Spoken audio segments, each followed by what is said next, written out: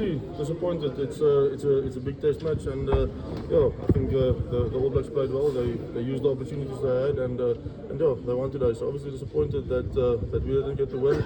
But yeah, it's a 4-match series, so yeah, we've got a next opportunity next week again. How pleased were you with the scrum? It looked really good from the sideline.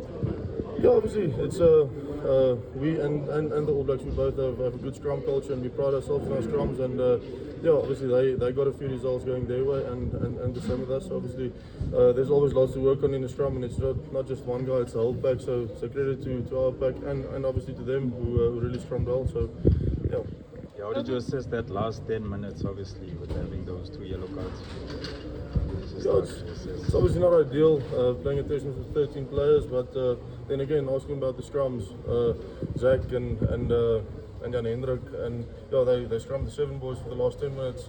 So credit to them for really working hard and staying in the fight. And yeah, obviously it's not ideal playing a test with 13 players, especially against a side like the All Blacks who play the full width of the field. So yeah, obviously we need to be better than that. Because they've said now that the All Blacks played a different type of game plan that you guys were expecting. What were you expecting of them? Yeah, obviously we knew it's going to be a high tempo game. They said the whole time of the week that they want to up tempo it. I don't feel anyone tried to slow it down, and yeah, I think it was a good quality game. They obviously tried to dominate you through the middle, and then they were capable to taking the ball wide like that last 10 minutes. So yeah, obviously we need to be sharper, and you know, they used the opportunities quite well the whole game. So we need to be sharper on that. Wilco, how tough was it to lose the scrum right in front of the All Blacks try line early in the second half, and do you feel as if that's where the game would have turned, not getting the advantage from the scrum right in front of the All Black line? It stays rugby, it stays the bounce of the ball. I can't really say there's a certain incident in the game where it turned. So, but obviously we pride ourselves on our scrums just as they do. So we would like to get the results, but it didn't. So unfortunately that's rugby. That's how it goes, and we can only focus on next week trying to be sharper and capitalise better on the opportunities we have.